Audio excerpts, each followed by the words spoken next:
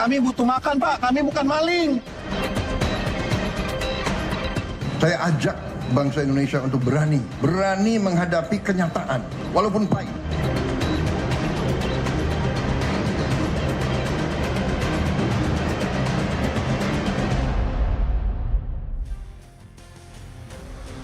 Daya saing sebuah bangsa berpotensi untuk menentukan sebesar apa perekonomian di negara tersebut.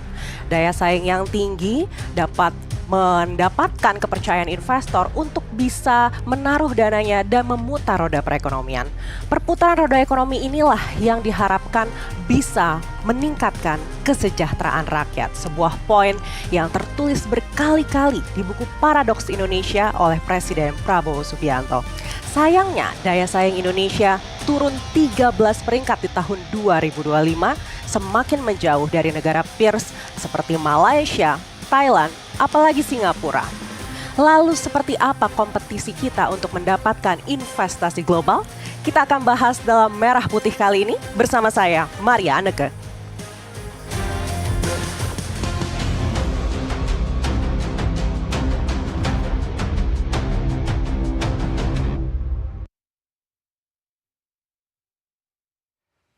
Dan kita akan membahas lebih dalam terkait hal tersebut dengan narasumber-narasumber yang prominent sekali malam ini sudah hadir bersama saya.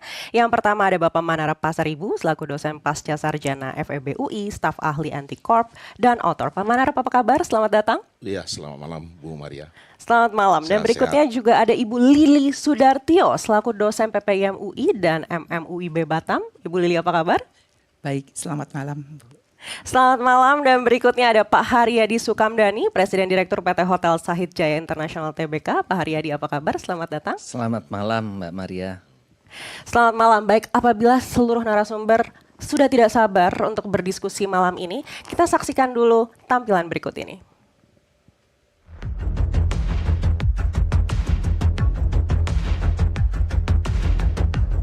Daya saing Indonesia kembali terpuruk. Bahkan anjlok 13 peringkat ke posisi 40 pada 2025 dan makin jauh dari negara tetangga seperti Malaysia, Thailand, hingga Singapura.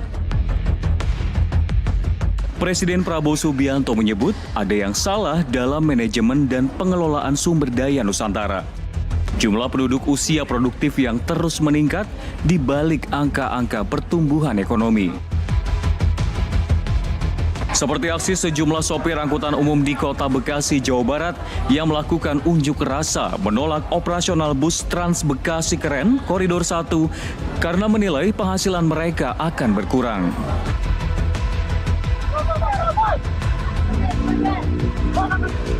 Mereka merazia sesama angkutan kota untuk menurunkan penumpang dan memarkirnya di Jalan Raya Ahmad Yani, Kota Bekasi. Mereka juga memasang spanduk berisi protes kepada Pemkot Bekasi atas pengoperasian bus Trans Bekasi Keren Koridor 1. Salah seorang sopir angkot menyebut kehadiran bus Trans Bekasi Keren ini berpotensi menghilangkan 70% pendapatannya karena sangat berbenturan dengan trayek mereka. Apalagi sekarang kita kan sebagai supir angkot ini kan yang disewa kan udah pada susah, banyak saingan. Ya nggak ditambah lagi kalau itu masuk juga, Pak. Kami mau makan apa? Masih mending kalau pemerintah buat Jaklingko. Jaklingko kenapa? Supir-supir angkot yang ditarik jadi supir Jaklingko.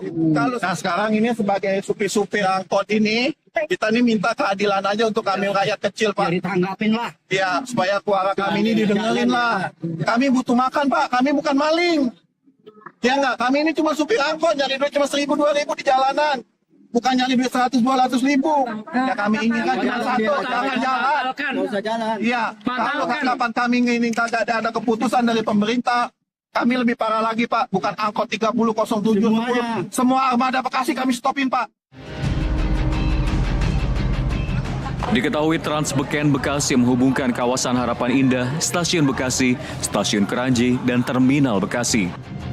Setelah masa uji coba gratis berakhir, Pemkot Bekasi menetapkan tarif tunggal sebesar Rp4.500 per perjalanan. Tim Liputan NTV melaporkan.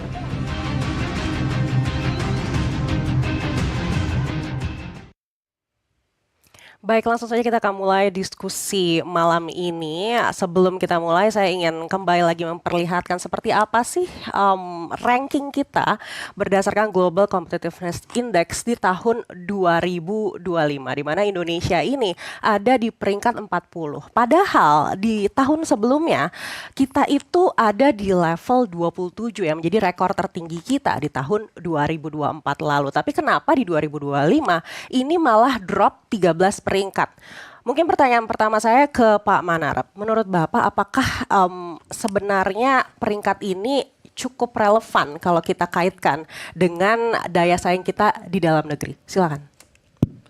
Baik, Bu Maria ya. Jadi untuk menjawab pertanyaan ini, kelihatannya kita perlu mengurai dulu sebetulnya faktor apa yang menjadi ukuran daya saing itu ya. Porter 1995 sudah membuat semacam gambaran ya, ada 4 faktor yang menjadi ukuran daya saing itu. Yang pertama itu dilihat dari faktor produksi kita, endowment production istilahnya itu. Yang kedua adalah bagaimana para pengusaha dan para usahawan mengelola perusahaannya. Yang ketiga adalah dari faktor domestic demand atau permintaan dalam negeri. Yang keempat, bagaimana pendukung dari industri ini dibantu untuk menjadi berdaya saing. Saya melihat bahwa faktor yang paling menentukan di situ bisa kita lihat barang-barang luar negeri itu banyak masuk ke dalam negeri ya. Misalnya seperti produk-produk dari luar, saya nggak sebut namanya ya, itu sudah merajai daripada industri kita ya, sehingga mengganggu stabilitas dari produksi dalam negeri itu. Itu kira-kira yang membuat, kalau menurut hemat kami, faktor-faktor yang sangat menentukan itu bagaimana para usahawan itu juga mengelola usahanya ya, supaya bisa berdaya saing ya. Karena apa? Negara ini bukan berkompetisi sebetulnya, enggak ya. Yang berkompetisi adalah para pengusaha, para korporasi, dan juga para usahawan yang ada di Indonesia, termasuk mulai dari BUMN, usaha pribadi, UKM, UMKM, dan juga termasuk dari BUMN, BUMD semua menjadi bagian yang sangat perlu berkompetisi untuk menghasilkan barang untuk memenuhi kebutuhan dalam negeri itu ya. Namun produk kita itu sebetulnya tidak mampu melawan dari barang luar ya. Misalnya kita bisa lihat saat ini ya, beberapa makanan, pakaian, dan juga yang lain-lain rasanya sebenarnya sudah dikuasai dari barang-barang import yang masuk ke Indonesia. Saya melihat itu faktor yang paling menentukan. Akibatnya tadi kalau kita lihat dari tampilan sebelumnya, banyak perusahaan-perusahaan yang terjadi, ada yang tutup, ada yang mengurangi pegawainya, ya, mengakibatkan produksi dalam negeri itu menjadi turun. Akibatnya para usahawan tadi itu melakukan pengurangan pegawai, ada yang tutup dan lain sebagainya. Itu kira-kira yang membuat para usahawan tadi itu mengalami kesulitan ya. Karena itu perlu kami kira dukungan yang sangat bagus ya dari pemerintah agar para usahawan ini bisa memproduksi barang dengan bagus gitu. Baik, memenuhi regulasi barang impor nih yang kita ya, perlu ketatkan begitu Pak. Betul, perlu pengetatan itu, perlu dibantu ya agar produksi dalam negeri ini bisa menjadi bagian yang penting mengisi domestic demand untuk keperluan Indonesia. Kami kira itu. Baik, menarik sekali. Kita akan coba tanya ke Bu Lili. Bu Lili, kalau tadi Pak Manarep bilang nih faktor utamanya karena regulasi ini kurang mendukung iklim usaha di dalam negeri begitu. Tapi kalau Ibu melihat apakah ini menjadi faktor utama adanya penurunan peringkat sampai 13 peringkat itu? Oke, terima kasih pertanyaannya. Saya sedikit menyangga bahwa pada dasarnya regulasi merupakan memang faktor input yang sudah dikatakan tadi oleh Pak Manarep dalam total model tadi. Tetapi pada dasarnya regulasi itu cuma satu variabel saja dari faktor condition itu. Jadi bukan saja regulasi, tetapi persiapan infrastruktur, human capital dan sebagainya, itu yang harusnya betul-betul dijaga dan kita harus mampu mengkoordinasi keempat variabel tadi. Nah ini yang menarik, karena sebenarnya assumption yang di-develop oleh Michael Porter ketika membuka dengan tools Diamond Theory ini adalah unsurnya cooperation. Dia menjawab dari teori sebelumnya yang kita selalu kenal ya, jadi mahasiswa itu S2, S1 itu biasa udah kenal, yang dinamakan five forces. Nah, five forces itu memang mengharapkan setiap pihak itu melakukan apa? Persaingan. Nah, ini setelah mungkin Michael Porternya juga lebih dewasa, lebih bijak, dia lihat persaingan itu sendiri tidak akan mampu membangun cluster industri itu. Makanya dia bangun dengan 4 itu. Jadi tidak cukup dengan hanya mengembangkan faktor input tadi, kekurangan faktor input, tapi kita harus juga memperhatikan yang lainnya tadi, yang relatif, supporting, dan demand tadi. Nah kalau keempat-empat itu dijaga dengan baik, itu yang akan membantu kita meningkatkan competitiveness, karena cluster kita terbangun dan terbentuk, Ibu. Baik, Ibu tadi sampaikan persiapan untuk human capital begitu. Itu menjadi salah satu faktor juga. Kalau secara umum saja Ibu menilai human capital kita seperti apa sih di dalam negeri saat ini? Sederhananya begini ya. Ketika kita potret human capital gitu. Jadi bukan hanya data sebenarnya berapa banyak orang pintar dan sebagainya. Sebenarnya kita juga bagaimana mereview apakah kita punya kekurangan. Misalnya apakah dependensi kita dalam mengembangkan pendidikan itu sendiri. Ketika kita mengembangkan kolam knowledge kita dan sebagainya. Yang menarik menurut saya adalah apa? Seperti yang dilakukan oleh Singapura. Singapura itu kenapa bisa maju? Dia potret dengan 4 diamond tadi, dia merasa tahu bahwa dia punya kekurangan dalam manusianya ya. Jadi apa yang dilakukan di sana, banyak keluarga yang tidak mau punya anak atau punya anak satu, sehingga mereka sebenarnya kekurangan. Tetapi yang dipikirkan oleh tetangga kita Singapura, it's okay katanya bilang. Dia datang ke negara-negara Asia Pasifik di tetangganya, dia ketok semuanya. Come on katanya, anak-anak SMA, bagaimana kalau saya bisa menyediakan ya beasiswa dan Anda sekolah di sini. Nah kita kebayang Ibu Maria, ketika anak-anak kita yang pintar dan sudah pergi sekolah dapat beasiswa di sana, Singapura kan dengan enaknya kan mengambil dari orang-orang kita. Nah itu salah satu juga tentang human capital yang harusnya kita juga mampu untuk melakukan pengembangan seperti itu.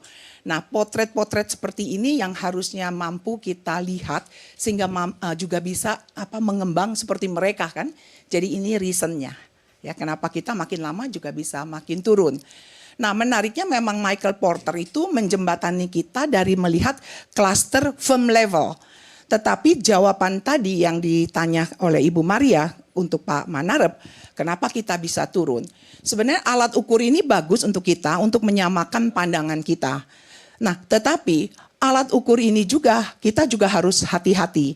Menurut Bapak Krugman, ya dia justru menyanggah ya, tahun 1990 dengan diamondnya, Michael Porter 1995, Krugman keluar lagi. Jadi harus hati-hati kita jangan sampai obsession terhadap competitiveness itself.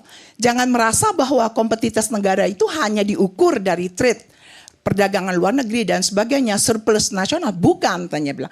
Tetapi bagaimana kita bisa meningkatkan produktivitas domestik dan kita bisa mampu melayani rakyat kita. Baik, artinya ada faktor lainnya yang juga penting. Kita tidak boleh semata-mata hanya melihat peringkat negara competitiveness ini aja ya.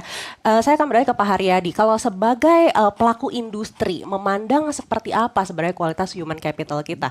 Apakah memang ada gap yang cukup signifikan? Apalagi tadi disampaikan oleh Bu Lili, yang pintar-pintar ini sudah ditarik oleh negara tetangga. Silakan Pak Haryadi. Sebelumnya nyambung dulu dengan Opung Manarep. Saya kalau menanggil beliau saya Opung. Jadi tadi Pak Manarep menyampaikan bahwa Michael Porter kan ada diamond theory ya Pak ya. Yes. Jadi ada country factor endowment, ada firm strategy structure, rivalry, domestic demand condition, dan related supporting industries. Jadi kalau kita mau bicara di sini, sebetulnya apa yang disampaikan oleh Michael Porter itu sangat relevan untuk kita mengukur daya saing kita. Jadi tadi saya mulai dengan human capital dulu deh. Tadi kan Maria nanya itu ya. Di Diamond Theory-nya Michael Porter tuh itu termasuknya ada di country factor endowment. Jadi seberapa besar suatu negara itu bisa memberdayakan rakyatnya gitu kan. Nah, kalau di sini dari definisinya aja kita pusing gitu. Nah, definisinya BPS itu 1 minggu Mbak bekerja 1 jam itu udah dianggap bekerja. Coba itu bagaimana ngitungnya gitu kan. Tadi kita lihat tuh di bumper tadi bapak-bapak supir angkot pada ngamuk semuanya kan. Jadi kalau begitu makanya dibilang pengangguran terbuka kita kalau nggak salah hanya 8 atau 9 juta. Nah ini menarik, kebetulan saya ada datanya juga terkait dengan pengangguran dan juga pekerja kita di tahun 2025. Ini kalau kita lihat datanya, ini sebenarnya untuk employment itu naik Pak di 2025. Tapi untuk penganggurannya juga naik gitu. Mbak, employment-nya itu tadi dihitungnya 1 minggu bekerja 1 jam itu pekerjaan itu employment. Kan kita jadinya bagaimana?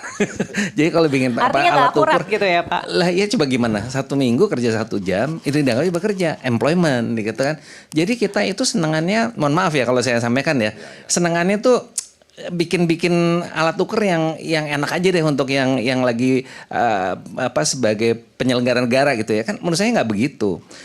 Panjang ceritanya nih kalau kita bicara human capital. Seperti contohnya ya, dibilang bahwa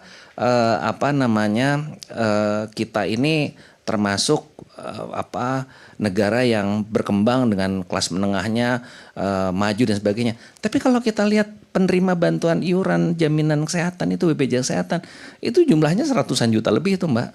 Dan kata kriteria untuk penerima bantuan iuran itu salah satu kriterianya adalah dalam satu keluarga pendapatannya adalah 600.000. Lah kalau 600.000 bagi 2 aja deh, satu keluarga berdua gitu ya suami istri, itu 300.000 kan. Baik. Nah jadi kembali lagi. Artinya dari pendataan ini juga kita harus benahi begitu ya Pak? Intinya gini, intinya bahwa kalau kita bicara, yang saya setuju ya, faktor paling menentukan di daya saing itu adalah bagaimana rakyatnya produktif atau enggak. Nah kalau rakyatnya itu kebanyakan di sektor informal, tidak di sektor formal, ya kalau kita bilang mesin ekonominya gitu ya, engine ekonomi nggak seimbang karena yang formal sektor itulah yang sebetulnya dia bayar pajak, dia memberikan nilai tambah yang terukur dan sebagainya. Nah ini yang kita harus beresin. Ini salah satu faktor yang paling penting daya saing itu adalah di ketenaga kerjaan ini. Dan selama ini kita tidak pernah melihat itu secara bijak gitu loh. Politiknya kebanyakan gitu ya, pertimbangan politiknya lebih banyak daripada pertimbangan saintifiknya. Saintifik itu maksudnya lihat dong supply and demand-nya gimana, bagaimana kebutuhan masyarakat seperti apa. Itu bicara human capital. Tadi ada domestic market. Kita itu Mbak sekarang kacang kedelai import, padahal bangsa kita makan tempe 4 tahu ya. Susu 80% import, garam industri import, jagung import, segala macam import lah. Bagaimana kita mau bicara padahal kalau kita bicara domestic marketnya 285 juta orang loh. Jadi yang ngambil keuntungan kita ya yang negara lain gitu loh. Terutama di sini dari China ya. China tuh kan luar biasa dia kita import dari mereka. Kira-kira begitu Mbak. Baik, kalau di sektor Bapak deh, di sektor pariwisata, Bapak lihat daya saingnya ini sudah setara belum dengan negara-negara tetangga? Saya ambil contoh backbone-nya pariwisata tuh kan penerbangan ya. Penerbangan kita udah semua mengeluh paling mahal gitu loh jatuhnya. Afturnya kena PPN, ditarik PNBP pula lagi sama SDM. Jadi sekarang kenapa orang suka bilang ya, wah kalau ke Medan ke tempatnya Opung Manrep nih lebih baik lewat Kuala Lumpur. Betul nggak Pak? Lebih murah sana. Karena di sana beli afturnya lebih murah gitu. Lah kalau begini terus kan kita repot. Jadi kalau kita bicara potensi pariwisata luar biasa. Kalau kita bicara daya saing dalam arti kata ketersediaan objek wisatanya, budaya dan sebagainya, kita luar biasa. Tapi problemnya adalah bagaimana dengan penerbangannya, bagaimana dengan infrastrukturnya. Negara kita kepulauan, arkipelago, tapi kita cruise-nya nggak ada gitu kan.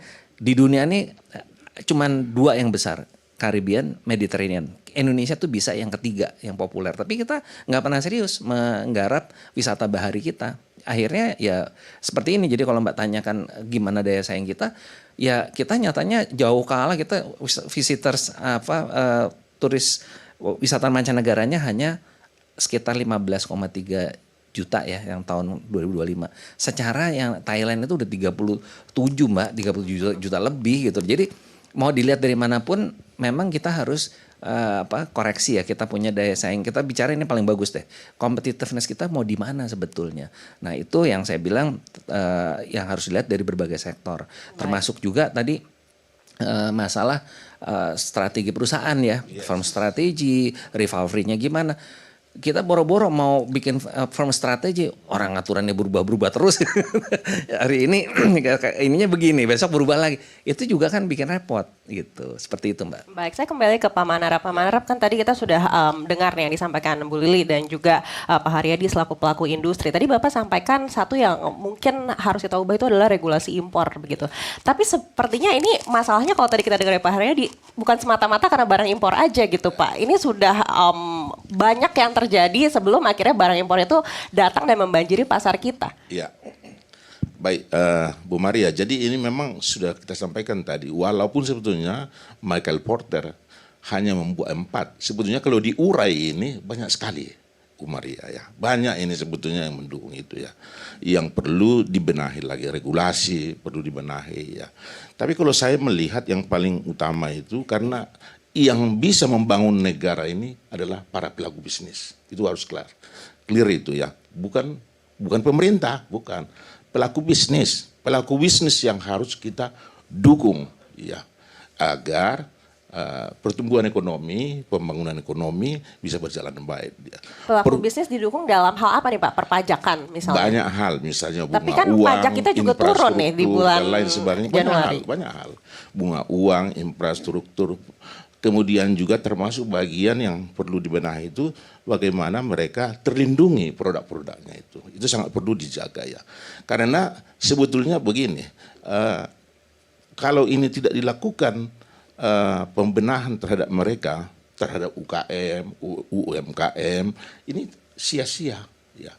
Kembali saya sampaikan lagi, pelaku bisnis, para entrepreneur, para pengusaha, itu yang bisa membangun negara. Contoh, Pak Haryadi ini katanya ada sekitar 2.500 tenaga kerjanya. 2.500 tenaga kerja itu artinya 4 kali 2.500, 10.000. Artinya 10.000 setiap bulan dia kasih makan. Ya. Ente Corp ya, dengan 4.000 tenaga kerja. Ya. Artinya itu 10.000 setiap bulan harus dikasih makan oleh Ente Corp. Kan itu artinya membangun negara, kan? Menyiapkan tenaga kerja. Dan mereka lah yang bisa membangun negara. Baik, tapi keberpihakan yang seperti apa Pak? Apakah gelontoran insentif ini kurang untuk pengusaha? Di mana kita tahu juga pemerintah sudah memberikan banyak insentif sebenarnya untuk sektor-sektor prioritas. Ya, termasuk bagian dari regulasi tadi. Ya, jangan ada lagi kutipan-kutipan itu lagi ya.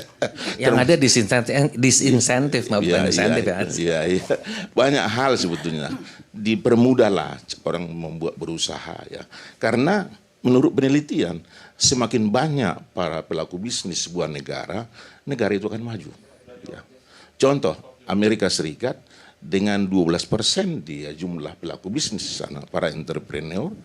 Dia nomor 1, daya saingnya bagus. Jepang 10%, mereka juga sangat bagus, membuat daya saing bangsa itu menjadi bagus. Kalau kita, angkanya pun belum jelas sebetulnya, 1,6% sebetulnya. Itu kalau menurut standarnya, 3% di sebuah negara itu sudah dikatakan menuju negara makmur dia. Malaysia 3%, Singapura 7%. Ini angka-angka yang perlu harus didukung para UMKM, UKM agar bisa mereka memproduksi barang untuk pertama tadi yang disampaikan Pak Haryadi untuk keperluan domestiknya duluan. Kalau sudah itu terpenuhi, jangan lagi ada impor, itu kira-kira ya. Jangan lagi barang masuk dari luar ya. Masa pakaian kita nggak bisa siapkan. Masa misalnya jeruk dari kampung saya di Barastaki, jeruk sangat enak ya. Tapi kalah bersaing dengan yang dari Cina tadi itu ya. Itu kira-kira tidak masuk akal kan sebenarnya. Itu yang harus dilindungi, bagaimana agar produk-produk dalam negeri itu bisa mengisi domestiknya dan juga bisa menjual keluar. Baik, tapi apakah kalah saing ini erat juga kaitannya dengan kualitas sendiri, Pak? Karena kan banyak kita yang mencari kualitas terbaik yang ternyata ini bisa disediakan oleh barang-barang impor. Ya, kalau soal apa memang beda jeruk beras tagi dengan jeruk dari Cina, saya pikir tidak terlalu apalah ya. Tidak. Pakaian, apa yang tidak bisa dibuat di Indonesia ini? Tapi kenapa gulung tikar? Pengusaha-pengusaha dari industri pakaian, gulung tikar loh. Sritex habis dia dan yang lain. Ini kan perlu dilindungi ini produk-produk dalam negeri agar bisa itu tadi kami sampaikan mengisi domestic demand-nya itu satu yang pertama. Kemudian juga nanti kalau sudah ini terisi penuh, jenuh dia pasar itu, oke, kita keluar lagi menambah pendapatan negara. Kami kira itu, Bu Maria. Ya. Baik, menarik sekali, kita akan bahas lebih dalam lagi usai jeda. Dan tetaplah bersama kami akan kembali sesaat lagi di Merah Putih.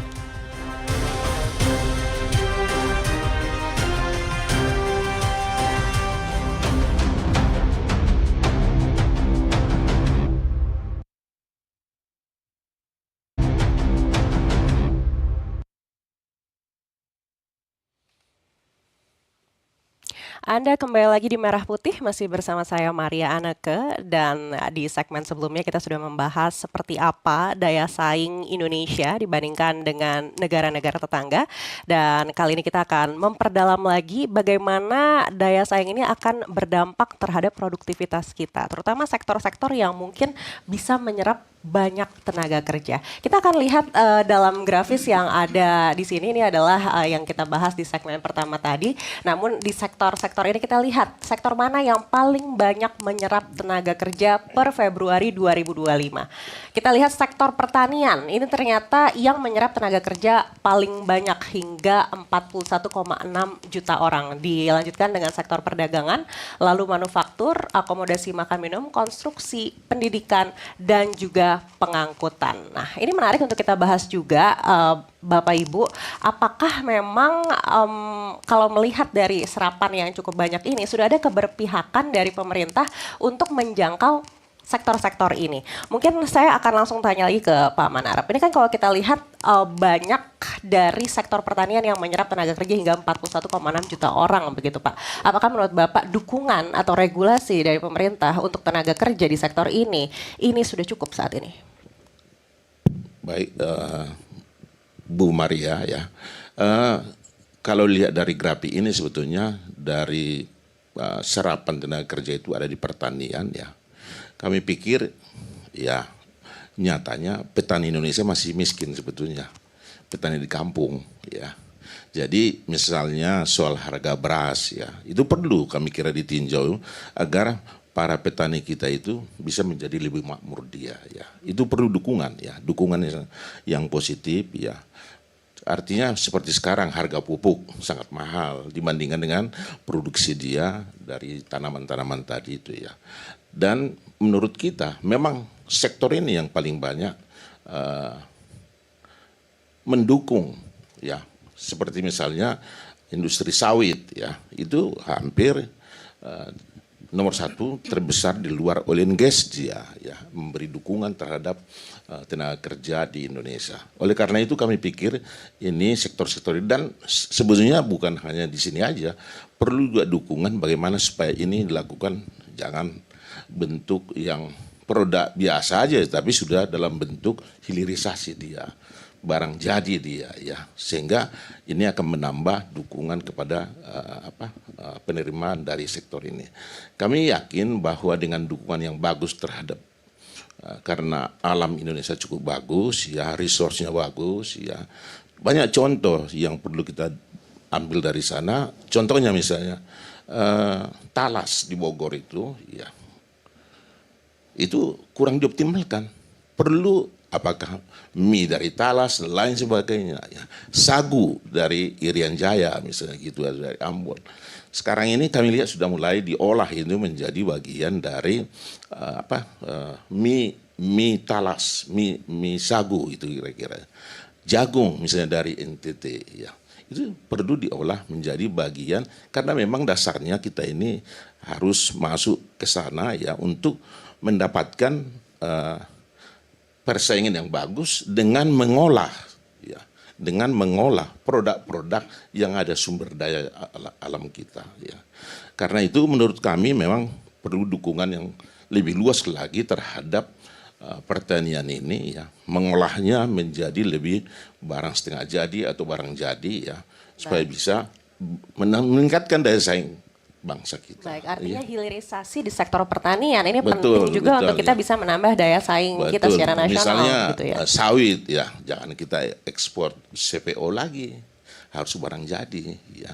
Karena nilai tambah dari hasil dari nilai tambah pengolahan tadi itu berpuluh-puluh kali lipat hasilnya itu, dan itu dibawa ke luar negeri oleh mereka-mereka yang mengolah itu di luar negeri ya. Ini menurut kami sangat penting ini dilakukan ya, hilirisasi produk-produk dalam negeri ini terus kita kembangkan lagi supaya menambah pendapatan di Indonesia ya, membuat masyarakat Indonesia dan daya saing kita menjadi meningkat. Baik, saya beralih ke Bu Lili. Bu Lili, tadi disampaikan Pak Manarap hilirisasi, tapi kita tahu hilirisasi ini kan juga butuh investasi yang tidak sedikit begitu, harus ada transfer teknologi juga. Mungkin dari pengusaha juga banyak yang menimbang-nimbang nih nantinya apakah ini akan memberikan profit juga kalau memang mereka menggelontorkan dana yang cukup besar untuk hilirisasi di produk-produk pertanian tadi. Kalau Ibu memandang seperti apa? Apakah memang ini menjadi kendala utama hilirisasi di bidang pertanian itu tidak bisa maksimal untuk menambah daya saing kita? Sekali lagi saya mau ulang lagi ya, Bu Maria ya. Kalau saya percaya dengan beberapa pandangan kritis ya, yang saya ambil sederhana saja dari Michael Porter, Krugman dengan si Thomas Berger yang baru ya. Jadi menariknya kalau Porter tetap mengatakan firm level yang harus disoroti, tapi Krugman mengatakan hati-hati. Jangan terlalu cepat ya mengagregasi firm itu menjadi kompetitivitas nasional. Tapi Bapak Bergen menyatakan nggak bisa lah kita gatuk-gatukan katanya, kita gatukan. Digatukan bagaimana? Ya udah, competitiveness nasional itu bisa kita ukur dari how to sell ya, kita bilang kemampuan ability to sell, ability to attract, ability to adjust katanya bilang. Nah, menariknya kalau kita terpaku pada ukuran-ukuran semacam itu, kita nanti berhentinya pada di situ. Jadi ability to sell, akhirnya apa? Dengan adanya komoditi, kita cepat saja jual kan? Kita seperti itu. Padahal kita tuh bisa saja dengan punya country factor endowments ini, kan kita mengundang mereka sebenarnya untuk datang dan melakukan sesuatu di kita, value added-nya di sini. Nah, tetapi challenge saya terhadap semua yang sekarang lagi selalu viral tentang hilirisasi, ini menjadi menarik Pak Haryadi juga, Pak Manarap ya. Kenapa sih kita tuh selalu berpikir bahwa hilirisasi itu adalah satu-satunya untuk menambah value added? Kenapa kita juga tidak terpikir untuk dari start awal, di hulunisasi misalnya, kita melakukan sesuatu? Kenapa sih kita punya pohon mangga dan kita harus bikin menjadi rujak dan kita ekspor?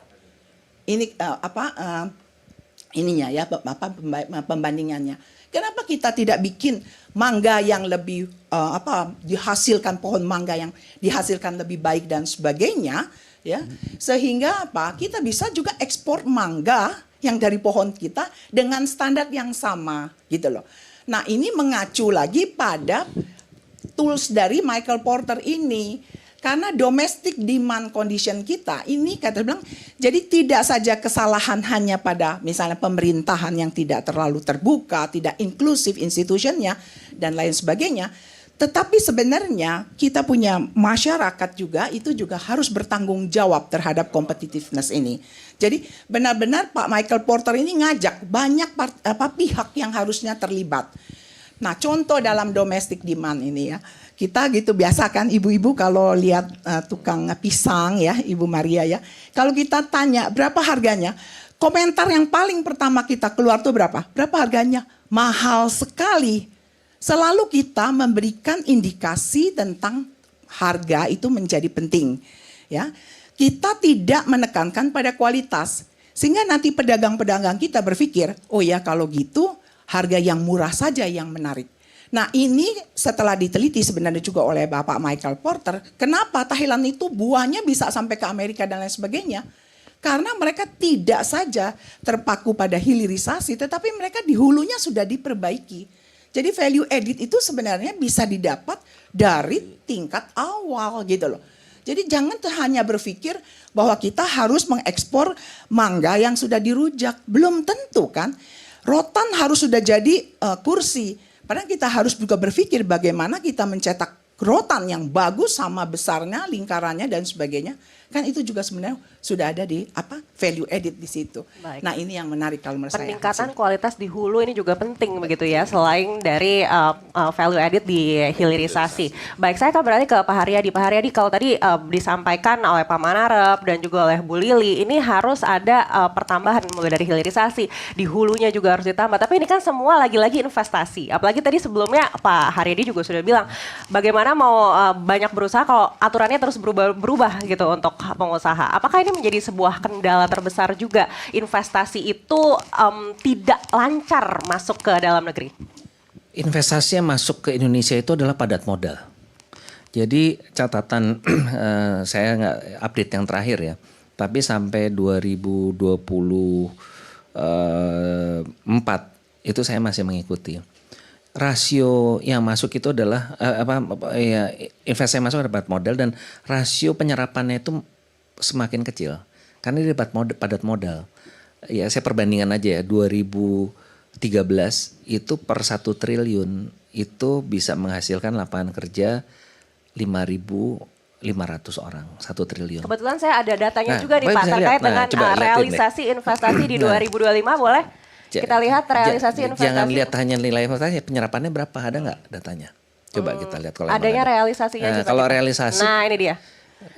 Sebenarnya kalau kita lihat dari angka ini, ini kan sebenarnya cukup baik ya Pak. Baik, tapi karena, berapa nyerapnya? terlampau dari target presiden. Kita harus lihat nyerapnya berapa. Nyerapnya berapa, itu yang kita mau lihat. Saya nggak lihat yang terakhir, saya bilang saya nggak update.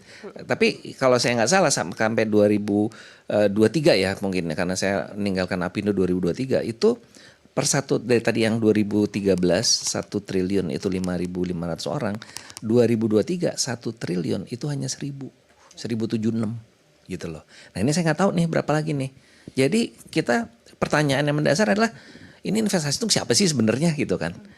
Kita masuk G20 tapi ada anak di NTT bunuh diri nggak bisa beli buku tulis, ya kan? Nah ini kan kita masih lihat. Jadi kalau Anda tanya investasi segala macam, ya memang regulasi investasi juga tidak memihak kepada penciptaan lapangan kerja yang besar.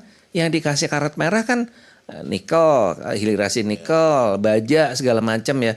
Itu boleh-boleh aja, tapi rakyat itu butuh pekerjaan gitu loh. Nah ini sektor-sektor prioritas tersebut ini tidak menyerap terlalu banyak tenaga kerja dalam sektor realnya. Kenyataan ini begitu. Halmahera pertumbuhan ekonominya 2023 ya kalau nggak salah ya itu 27%. Tapi di sana angka kekurangan gizinya paling tinggi di Indonesia. Ironis nggak? Ya karena itu semua kan kita lihat itu tadi.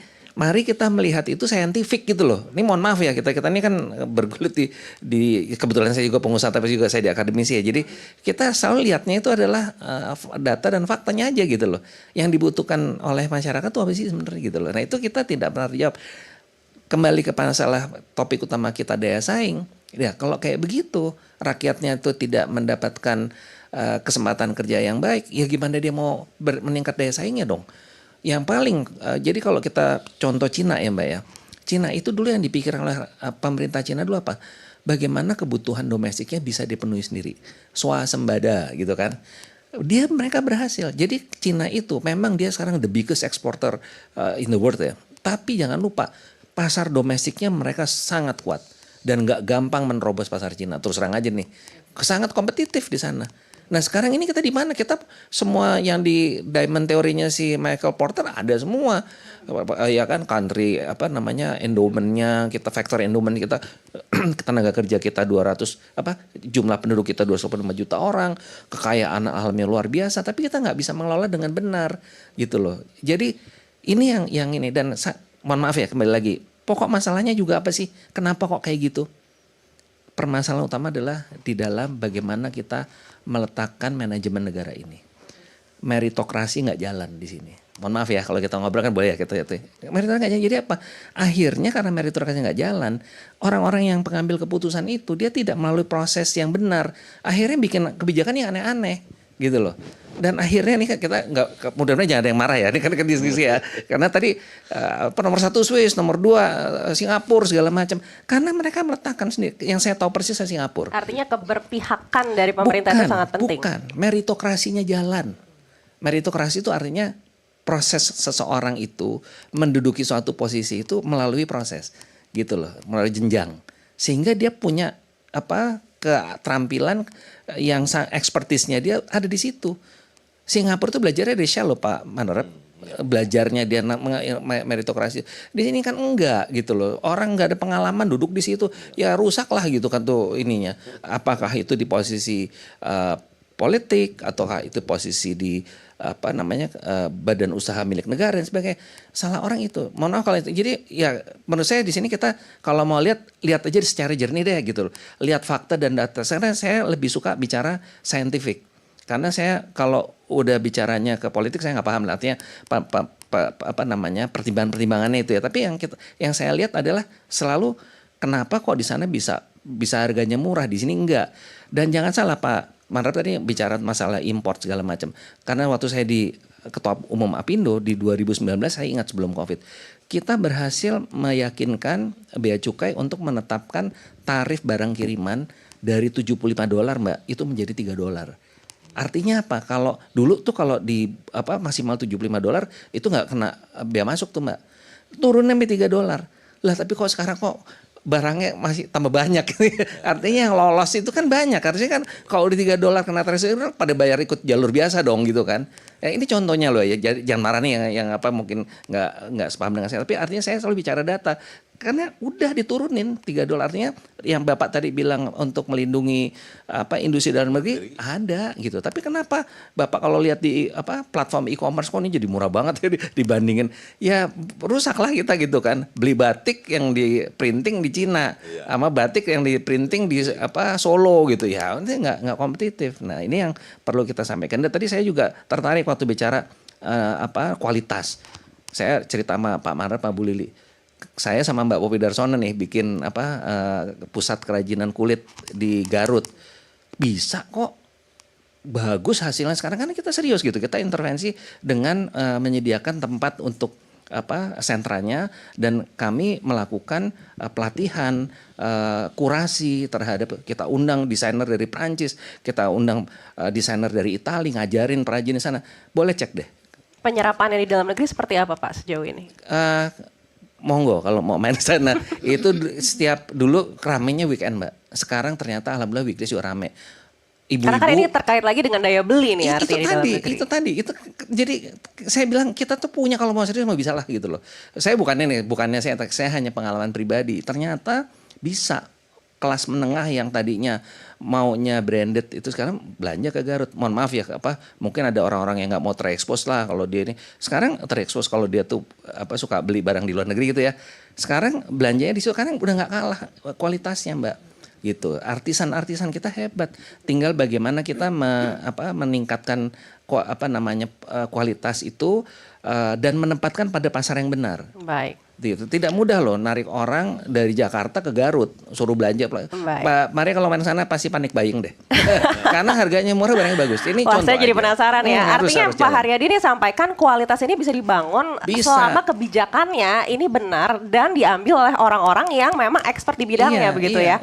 Nah, bicara kebijakan, artinya ini kita bisa lihat seperti apa keberpihakan pemerintah juga dalam postur APBN. Kita akan lihat data dari postur APBN kita. Apakah ini sudah sesuai dan memperlihatkan keberpihakan pemerintah untuk sektor-sektor yang sebenarnya menyerap banyak tenaga kerja. Ini kalau kita lihat dari postur APBN 2026 ini, yang paling besar anggarannya itu di 769 triliun rupiah yaitu untuk sektor pendidikan.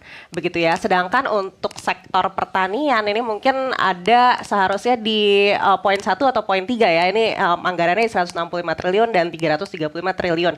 Saya ke Ibu Lili. Menurut Ibu Lili apakah postur ini sudah menunjukkan keberpihakan keberpihakan untuk bisa melakukan penyerapan tenaga kerja yang banyak untuk bisa meningkatkan daya saing kita di tahun ini?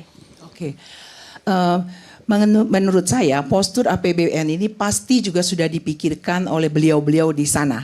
Itu saya percayakan dan saya serahkan pada mereka. Karena menurut saya besar kecilnya angka itu tidak menunjukkan apakah itu nanti terserap dengan baik, tersalurkan dengan baik, atau masuk atau tidak ke dalam korporasi atau level-level yang lebih ke bawah. Nah itu yang menjadi permasalahan.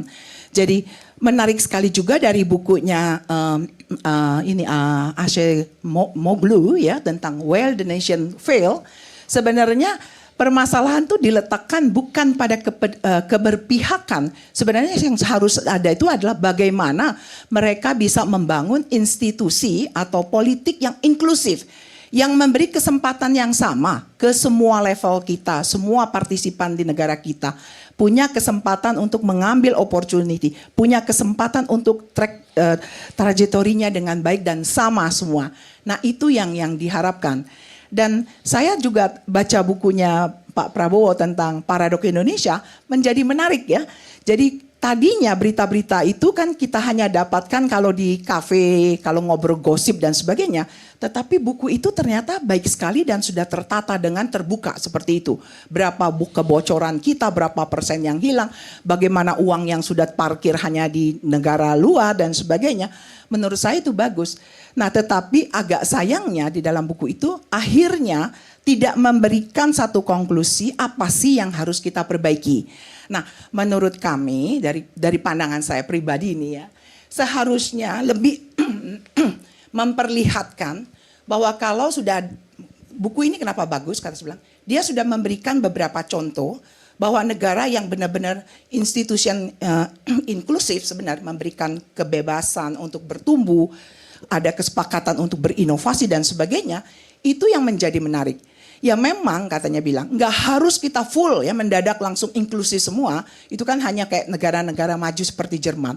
Singapura saja masih setengah, dia masih separuh ya inklusif. Jadi ada hal-hal yang benar-benar dilepaskan, liberalisasi, tetapi ada beberapa hal yang dikontrol. Tetapi semua jelas dan transparan.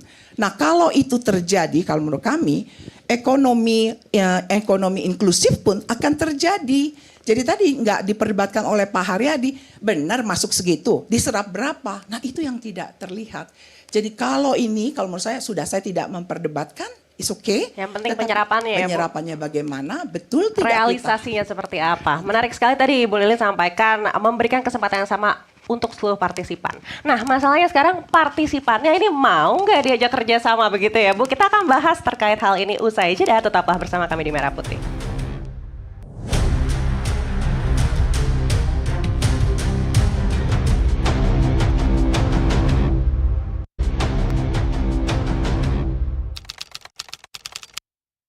Saya pengen kerja di Pertamina, di BUMN, tapi saya nggak tahu mau jadi apa.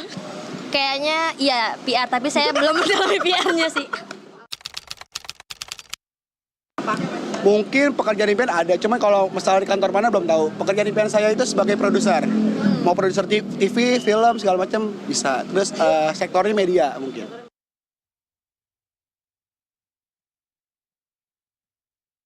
Anda kembali lagi di Merah Putih, masih bersama saya Maria Aneke, dan saya juga masih ditemani dengan narasumber-narasumber prominent di malam hari ini.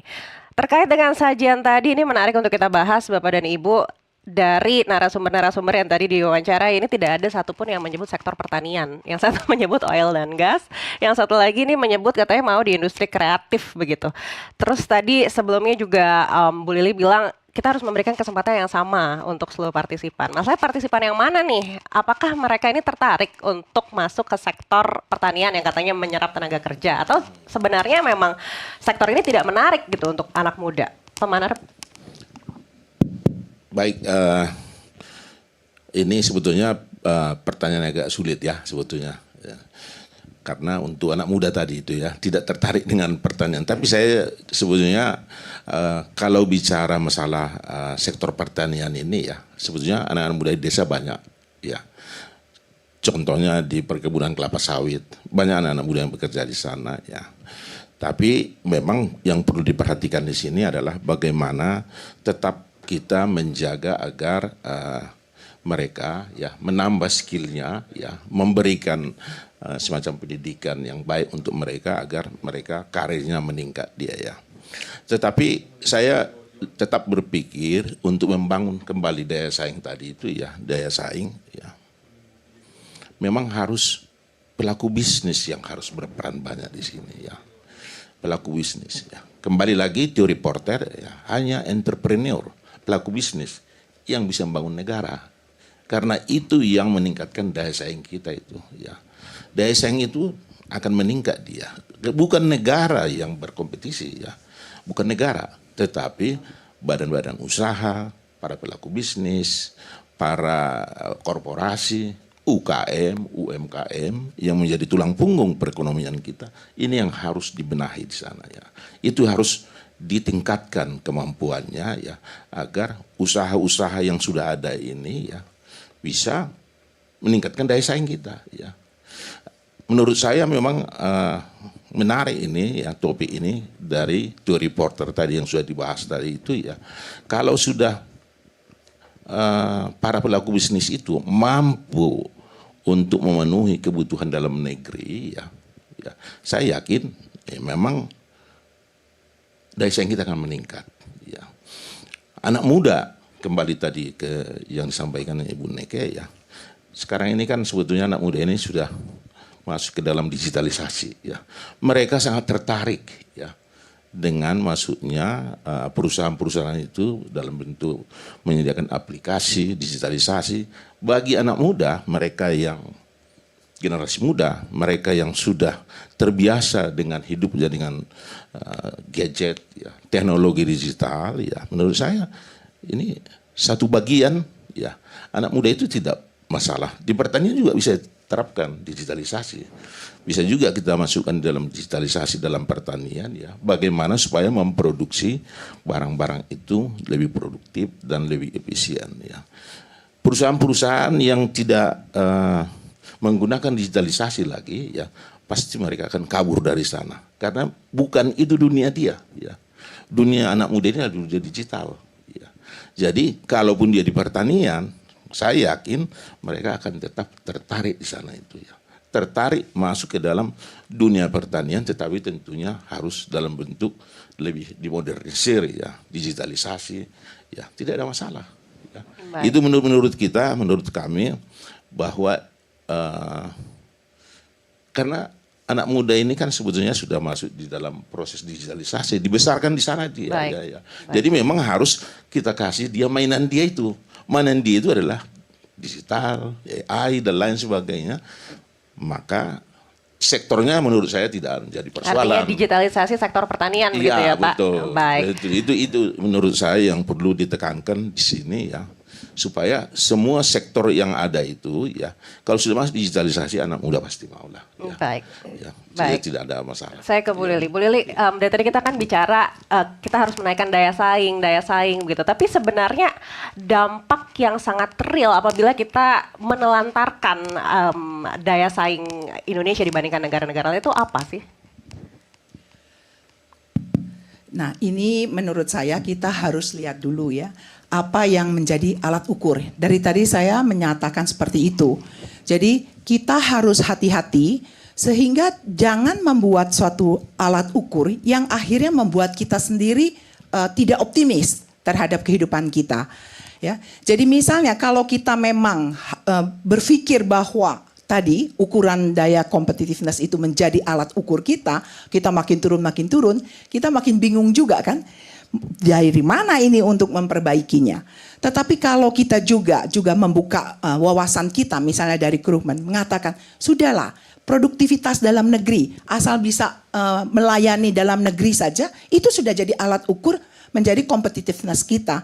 Karena kita juga sekarang sudah melihat kan, memang efisiensi atau misalnya kita lihat Cina bisa lakukan seperti itu, ya karena mereka juga sudah siapkan dengan pemenuhan dalam domestik.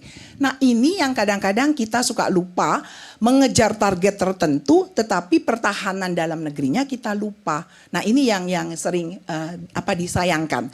Nah mungkin juga di sini harus kita pikirkan tentang kenapa juga misalnya Tiongkok, Korea dan sebagainya bisa maju.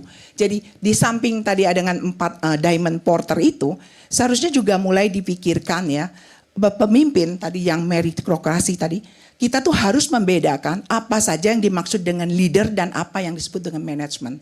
Nah ini yang kadang-kadang hal-hal yang bersifat manajemen ini, maaf lagi tadi, agak berantakan. Padahal manajemen itu diperlukan oleh kita untuk menjaga stability. Sementara leader itu dibutuhkan untuk membawa kita ke arah mana visi kita. Nah ini yang selama ini masih tidak tegas. Tetapi kalau kita baca dari bukunya Pak Prabowo, beliau benar-benar mau kembali ke ekonomi kerakyatan katanya. Supaya rakyat juga diberi kesempatan, diberi kemakmuran dan sebagainya sama rata sama ini. Nah itu menurut kami harus dia kejar. Karena itu sudah dia letakkan sebagai vision untuk negara kita di dalam kepemimpinan beliau. Tetapi satu hal yang lupa bahwa leadership is different dengan management. Manajemen tuh harus menjaga. Jadi PDCA-nya itu harus betul dilaksanakan gitu loh. Lah kalau tadi meritokrasi nggak jalan dan sebagainya, itu kan membuat kita juga tidak bisa melihat mau kemana negara ini. Kan semua ini pun teori ini adalah foundation perakhirnya adalah trust. Kalau trust itu tidak ada, tidak tercapai, mau apa gitu loh. Beliau mau teriak apapun juga, kita melihat contohnya, manajemen itu kan kelihatan hasilnya. Kalau leadership memang bisa menggugah kita, touching our heart untuk kita kemana. Tetapi manajemen itu adalah mengumpulkan kita, mengkonsolidasi kita ke stepping yang betul. Nah stepping inilah yang menurut kami bisa dibaca salah oleh masyarakat. Bisa dipersepsikan salah. Nah ini dibutuhkan juga komunikasi yang harus betul-betul jelas sampai ke masyarakat gitu loh. Apakah benar tadi poin atau budget yang seperti itu betul sudah terserap, betul sudah terbagi, objektifnya tercapai atau tidak. Nah kalau itu jelas kita bisa timbul trust dan kita bisa lihat antara leadership dan management itu clear enough, mungkin kita bisa ikut gitu loh. Nah ini yang menurut kami penting untuk disoroti juga. Baik, artinya Ibu menilai saat ini kondisi masyarakat ini kurang trust terhadap manajemen negara atau seperti apa? Saya lihatnya seperti itu. Jadi banyak hal yang apakah berani juga kita sampaikan bahwa oh ini tidak baik, salurannya kemana gitu loh. Nah kita lihat kan kalau sudah sampai titik puncaknya gitu loh, demo dan sebagainya, sebenarnya itu suara yang paling dalam dari masyarakat. Nah ini yang harusnya jangan sampai seperti itu, tetapi komunikasi itu harus jalan. Jadi tadi disinggung terus oleh Pak Haryadi tentang meritokrasi, itu betul. Karena manajemen kita, manajemen karier, manajemen lain ini enggak jelas. Ya karena institusi kita yang harusnya menjadi landasan foundation kita tidak inklusif, tidak memberi kesempatan yang sama, tidak memberikan daya juang, daya keberanian untuk melakukan inovasi. Kita kan takut sekali. Lah kalau saya kembangkan semua investasi seperti ini dari A sampai Z, tiba-tiba policy berganti, sunk cost saya dalam investasi bagaimana? Nah ini, jadi keraguan itu, arah itu tidak jelas. Apakah saya boleh kasih satu contoh kejelasan? Seperti kalau mau saya lihat, kita baru pulang dari BYD seperti itu ya, ke Shenzhen, Cina gitu. Menarik sebenarnya, negara itu, tadi kata Ibu kan, mau pilih mana industrinya. Kalau menurut saya memang, saya karena dari otomotif dulu, jadi otomotif itu sebenarnya menjadi the mother of technology. Jadi kalau kita punya industri otomotif, sebenarnya kita bisa mengembangkan segala macam teknologi. Jadi sesuai dengan si Thomas Berger itu, jadi kita tuh jangan hanya ability to sell, tapi juga ability to attract. Nah kita ikut-ikutan mau ikut produk yang lain, tetapi kita lupa value chain kita ini diisi barang-barang impor untuk menghasilkan misalnya mobil dan sebagainya. Nah ini yang kita lupa. Nah, kita mengharapkan hilirnya bagus nih nanti mobil jadi bisa dikonsum. Ya memang itu kan karena market kita besar. Tetapi value chain ke belakang kita itu ternyata diisi harus dengan investasi atau barang-barang impor. Yang notabene plus minusnya jadi kita malah negatif. Nah ini yang suka kita lupa gitu loh. Nah seharusnya kita berpikir dengan leader yang jelas. Kalau misalnya Cina mengatakan oke, kita boleh, tapi BYD enggak ya. Kalau saya lihat Wuling waktu itu, waktu dia di Shanghai, dia bilang, oke, saya izinkan kalian GV dengan GM di depan. Tetapi di belakang, jadi value chain yang belakang, cluster-cluster yang di belakang, itu harus owned by China manufacturing, 100%. Nah, kebayang pada waktu kalau peta trajectory industri seperti itu, kelihatan sekali bagaimana bukan spillover teknologi lagi, ahli teknologinya terjadi seketika. Tetapi kalau di kita, tidak jelas mau kemana, mau jadi punya, semua ribut mau punya mobil nasional. Thailand tidak mau mobil nasional. Saya hanya butuh lapangan pekerjaan, sehingga you bikin di sini, production mass-nya di sini. Saya tidak butuh mobil nasional. Baik. Itu jadi berbeda dengan kita karena visionnya itu tidak terlalu jelas. Jadi kita seperti apa? Artinya memang itulah bedanya kalau memang yang expert ini ditaruh di bidangnya masing-masing. Saya ke Pak Haryadi, kalau bicara expert ditaruh di bidangnya masing-masing, seperti yang tadi kita sudah bahas juga, banyak expert ini yang akhirnya memutuskan untuk tidak kembali ke tanah air begitu. Artinya belum tentu si expert ini mau untuk menempati posisi tersebut. Kalau Pak Haryadi lihat seperti apa? Saya nggak sependapat ya. Orang Indonesia itu cinta sama tanah airnya. Coba deh perhatiin deh. Mau di luar negeri puluhan tahun jadi warga negara di mana-mana tetap pulang. Ada orang Indonesia itu ada rasa itu ada. Kalau dia di luar ngomonginnya pasti homeland kan. Dia bicaranya tentang tanah airnya. Jadi itu sih enggak. Sekarang ini memang poinnya kan kembali lagi ya. Kalau kita mau bicara membuat negara ini maju kan memang harus sumber daya manusianya diberesin gitu kan.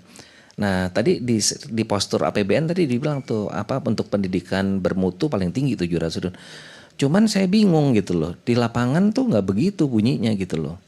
Saya contohkan aja ya, UKT dinaikkan ya kan untuk uang kegiatan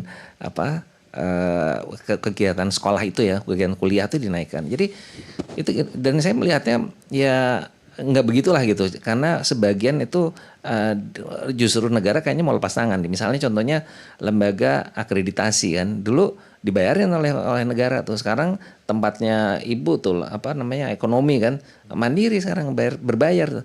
Jadi poinnya adalah kalau kita mau daya saing kita maju, itu memang pembangunan sumber daya manusianya itu harus maksimal. Dan kedua, tadi meritokrasinya harus jalan. Orang yang menduduki tempat itu memang dia harus melalui proses. Anda bisa bayangkan kami di perusahaan nih, di korporasi, kalau mau rekrut orang tuh Bu Lili tuh dulu di tempat kerjanya dulu, ribet banget fit and propernya kan. Kalau di sini, lah ini orang nggak tahu pengalaman kok tuh di situ gitu kan. Ya udah pasti kacau lah gitu, orang dia nggak ada di ininya kok, nggak ada backgroundnya gitu. Nah ini kedua meritokrasi paling penting. Ketiga itu adalah paling utama, penuhi dulu deh kebutuhan dalam negeri. Kita bisa nggak swasembada pangan deh misalnya gitu kan. Nggak usah bicara terlalu canggih kayak Bu Lili bicara otomotif ya. Udah itu yang namanya kacang kedelai aja nggak ada, itu susu aja 80% masih import gitu kan, daging masih import, padahal kita punya ikan kan. Gimana tuh kampanyenya untuk makan ikan misalnya gitu kan. Jepang itu masyarakatnya pemakan ikan yang paling tinggi tuh kan. Kita harus balikin lagi, kita punya kekuatannya apa. Tadi misalnya contohnya sagu ya kan. Sagu kan bisa diolah jadi bakmi ya, mie. Ngapain harus gandum gitu, gandum kan kita nggak bisa. Itu yang harus dipikirkan. Jadi kebutuhan swasembada itu harus dilakukan oleh kita sendiri. Nah keempat itu adalah baru kita bicara cari nilai tambah. Kalau kita pandang itu kita nggak bisa bikin, ya ngapain juga kita harus ngayal bikin gitu kan. Yang itu import nggak apa-apa, tapi itu kita harus cerdas gitu loh. Mana yang kita memang, kalau misalnya contoh ya, kemarin tuh ada kekonyolan juga masalah gula rafinasi contohnya. Ada satu masa industri itu pokoknya dituduh lah bahwa kita punya kebocoran dan segala macam. Sampai saya bilang waktu itu sekian tahun yang lalu ya, saya sampai bilang sama di kementerian itu, saya bilang ya nggak mungkin lah yang namanya industri, masa dia mau jual gula rafinasi keluar, ya mendingan dia bikin kue dong, dibikin nilai tambahnya kan lebih gede. Sekonyol itu gitu loh. Jadi nah hal ini yang kita mesti perbaiki. Kita harus pandai untuk menentukan mana nilai tambah yang kita akan dorong gitu. Jadi kembali lagi kalau kita bicara secara umum daya saing ya butuh keseriusan kita semua ya. Komitmen itu sangat besar dan nggak bisa itu hanya di jargon-jargon tapi dalam pelaksanaannya itu tidak dikawal. Dan jangan lupa bangsa kita ini paternalistik. Kalau pemimpinnya bisa kasih contoh yang benar, mudah-mudahan semuanya akan ikut. Tapi begitu ngasih contoh yang nggak benar ya udah semuanya jadi ikut jadi nggak benar gitu. Nah itu ada salah satu yang paternalistik itu sebenarnya di sisi lain sangat positif kalau bisa digunakan dengan baik. Baik, poin pertama tadi Bapak sampaikan untuk bisa meningkatkan daya saing ini kita perlu untuk bisa meningkatkan kualitas SDM begitu.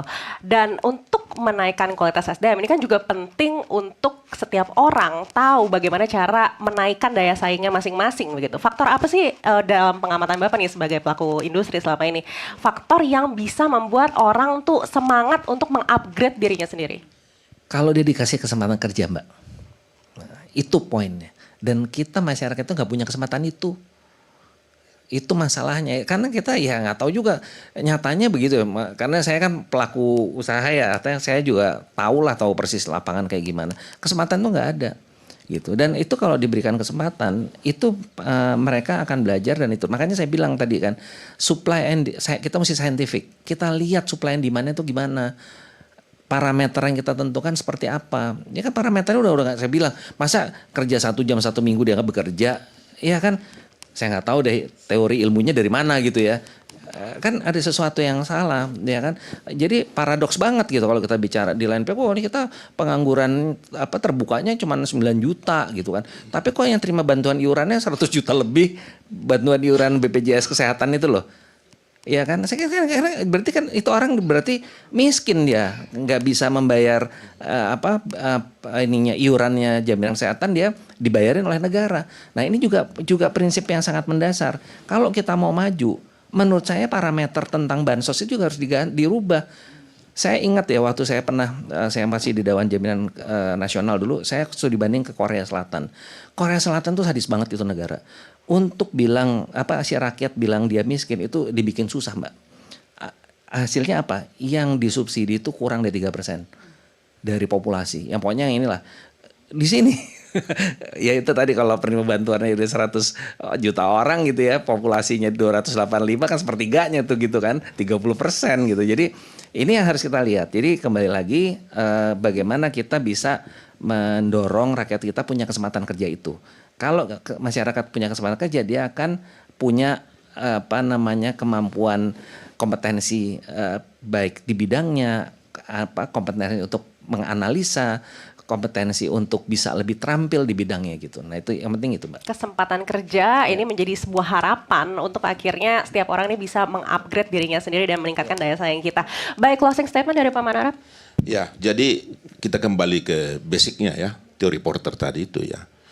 Daya saing daripada negara itu ditentukan oleh daya saing pelaku bisnis, para konglomerat, korporasi, BUMN, BUMD, ya, UKM, UMKM, ini yang harus dibenahi dia ya.